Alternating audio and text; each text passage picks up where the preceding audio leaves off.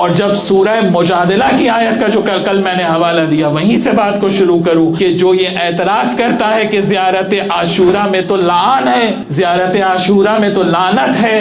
تو یہ زیارت عاشورہ کی جو ہے وہ دلیل قرآن میں موجود ہے کہ جب سورہ مجادلہ کی آخری آیت کو ہم دیکھتے ہیں تو آیت کیا کہہ رہی ہے کہ ایسا ممکن ہی نہیں ہے کہ جو اللہ اور اس کے رسول کو دوست رکھتا ہو، اللہ اور اس کے رسول سے محبت کرتا ہو، وہ اللہ کے رسول کے دشمنوں سے بھی محبت رکھتا ہو۔ ایسا ممکنات میں نہیں ہے، یعنی ایک وقت میں دو محبتیں جمع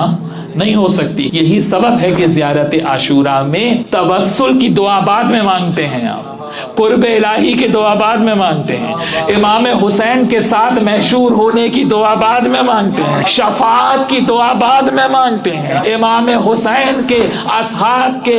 اجر ملنے کی دعا بعد میں مانگتے ہیں، دشمنان اور قاتلان اہل بیت پر لعنت پہلے کرتے ہیں۔